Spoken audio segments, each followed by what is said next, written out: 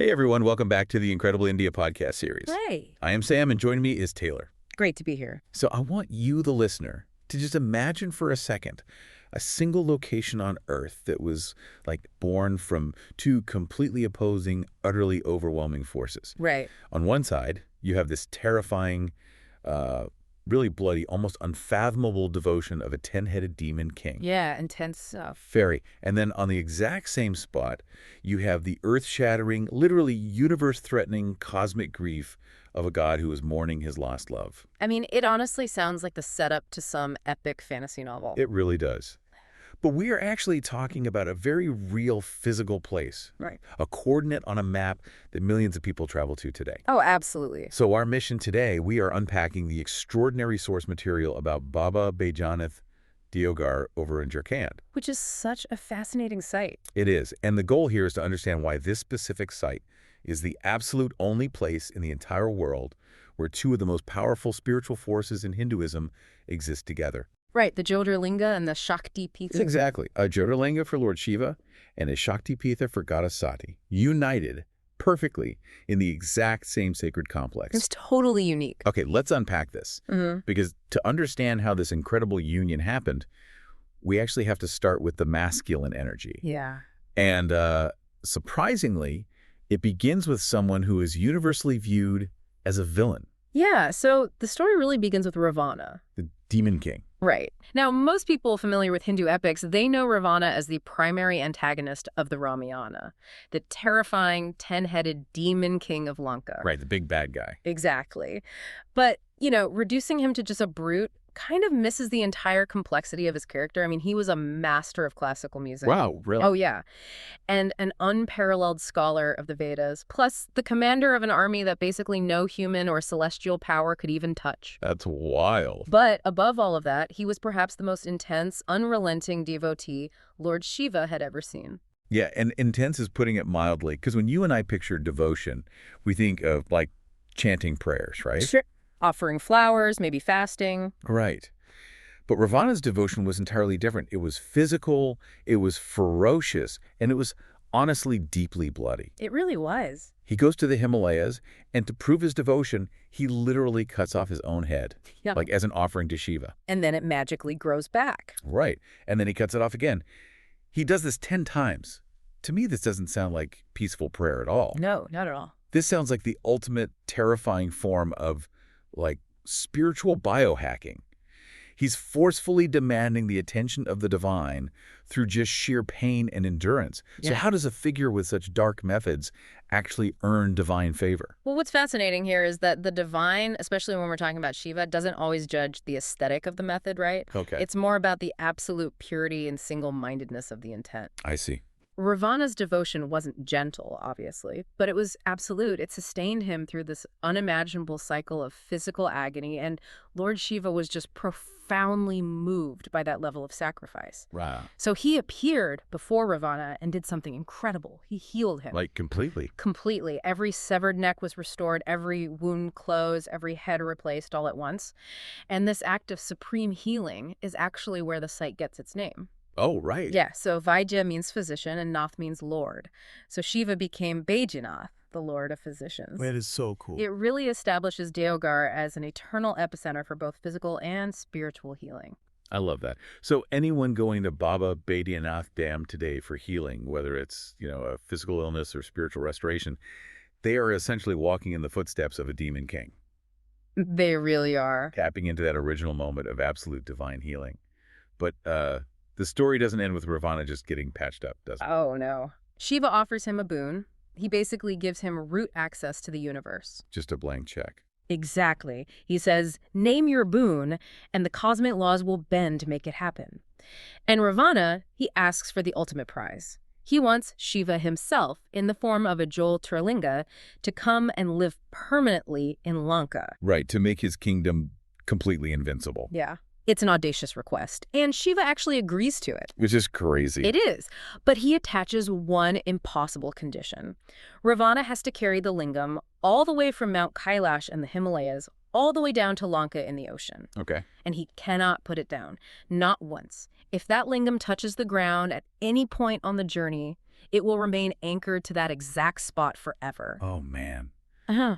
I'm just trying to visualize the physics of this for you guys listening. Imagine carrying something that isn't just heavy, but it's basically a spiritually radioactive core. That's a great way to put it. Right. Like it's the concentrated essence of divine power, You're carrying the balance of the universe in your hands. Yeah. And obviously, the gods in heaven realize that if Ravana actually gets this to Lanka, the cosmic scales tip forever. Oh, they panic. Because they can't just attack him. Right, with that lingam in his hands, he's basically untouchable. Exactly. They can't use brute force, so they rely on a really elegant, almost comical intervention. I love this part. They enlist Varuna, the god of water, and Varuna essentially enters Ravana's body, forcing a major physiological crisis. Basically, he urgently, absolutely needs a bathroom break. Yes. The texts describe him as being totally overwhelmed, completely desperate, but he knows he cannot put the lingam down. Right. So, enter Lord Ganesha, who disguises himself as a young cowherd boy just wandering by. Very convenient. Right. Ravana sees him and begs the boy to just hold the lingam for a second, explicitly warning him, do not let this touch the earth under any circumstances. But the boy is in on the cosmic trick. Yep. He agrees to hold it, and as Ravana steps away to relieve himself, the boy calls out for him 3 times. And Ravana is indisposed. He physically cannot rush back in time, so Ganesha simply places the lingam on the ground. Wow. And that ground just happens to be Deoghar. Just happens to be.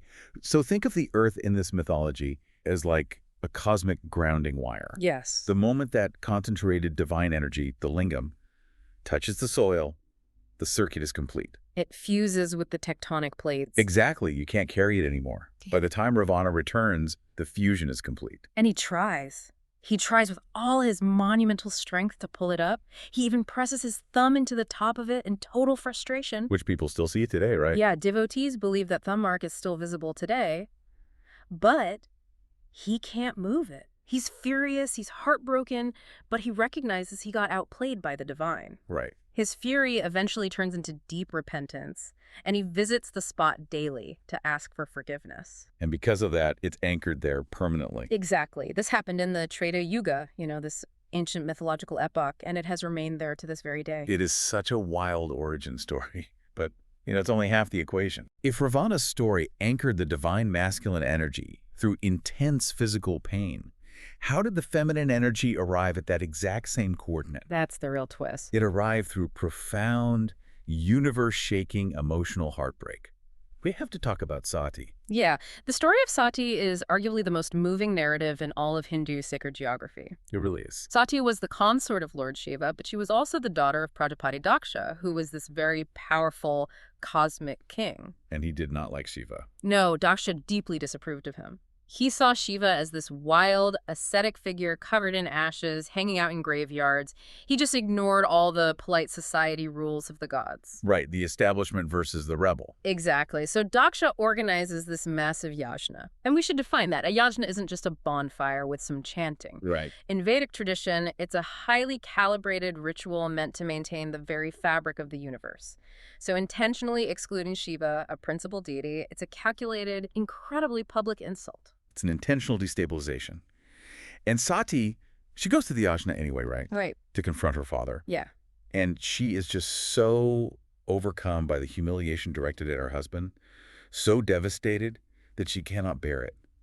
She gives her own life, self-immolating, right there in the sacred fire. Which triggers an insane reaction. Yeah. This reaction from Shiva is unlike anything else in the text. It's not just sadness. This is absolute cosmic sorrow. The Tandava. Right. He takes her lifeless body and begins the Tandava, the dance of destruction, wandering the universe completely inconsolable. His grief is so immense that it threatens to unravel the fabric of creation. The universe is on the brink of collapsing. Yeah, but wait.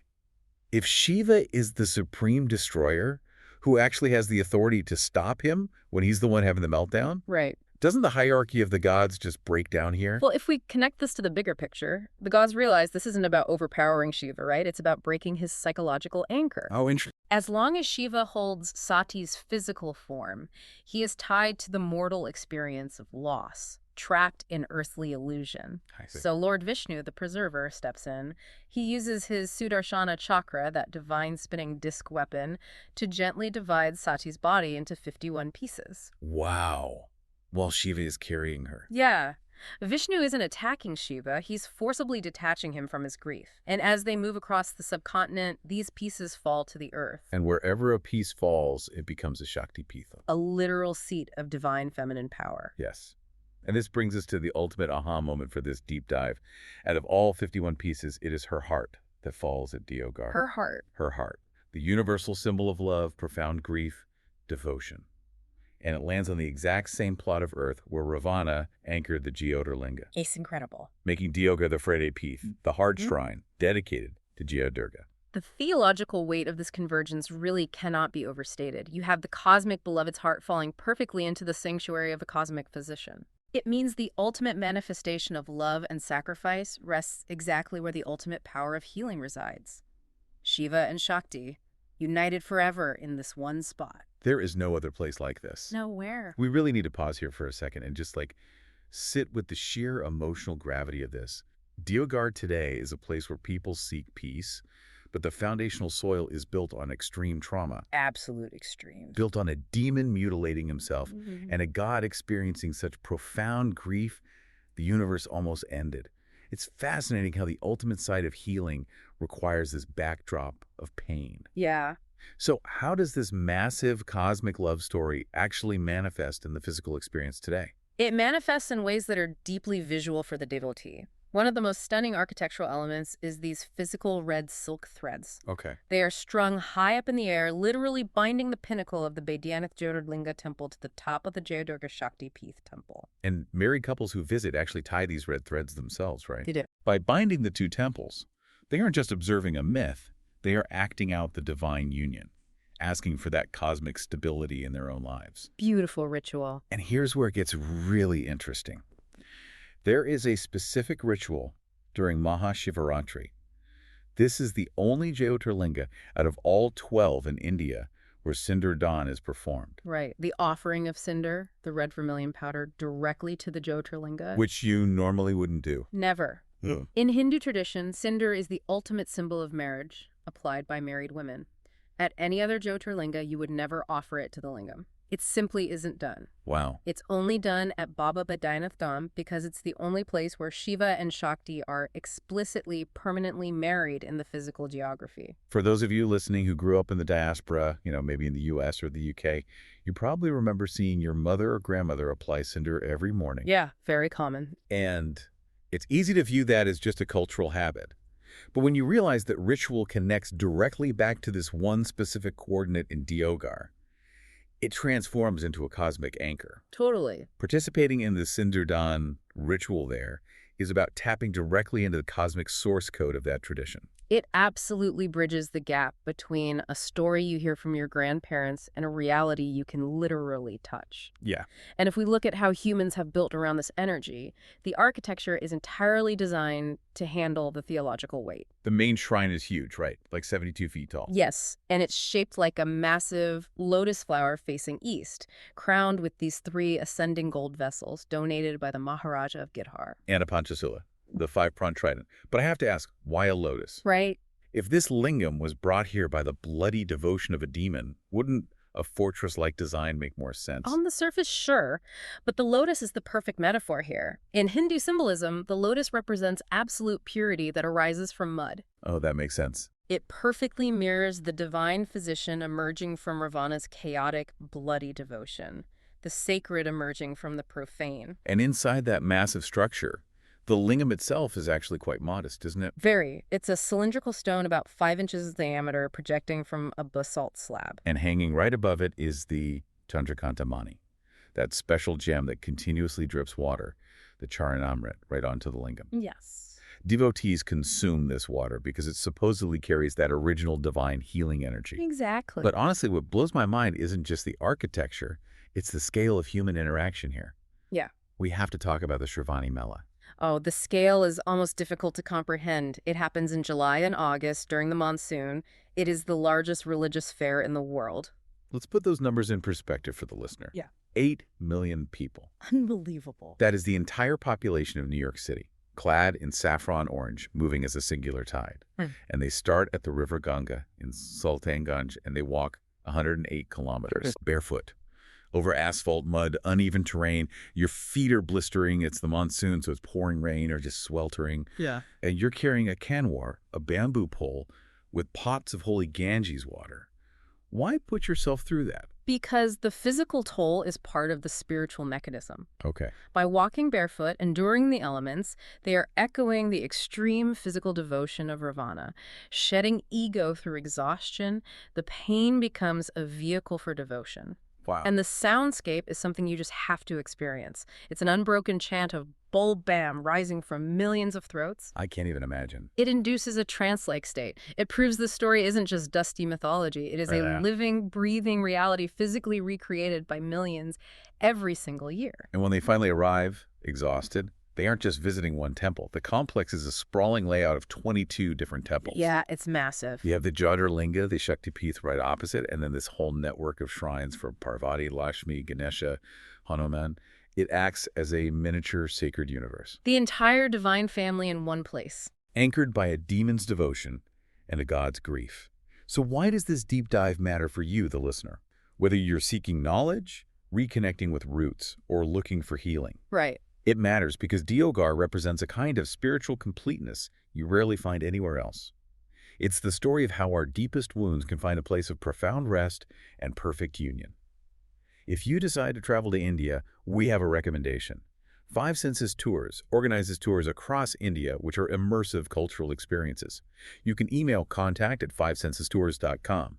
Note 5 is written as a numeral in contact at fivesensestours.com. Or WhatsApp to +919 845 677 446. You know, this raises an important question. If Deoghar represents the ultimate healing of extreme physical wounds through Ravana and emotional wounds through Sati's heart, what does it say about the human condition? That's a great point. Perhaps it suggests that to truly heal, to truly become whole, we cannot rely on just the logic of the mind or just the endurance of the body. We require the perfect union of both the divine masculine and feminine forces within ourselves. Both the physician and the heart. That is an incredible thought to leave on. Thank you so much for joining us on this deep dive into the coordinate, where the cosmic physician meets the cosmic beloved. Until next time, keep exploring, keep questioning, and take care of yourselves.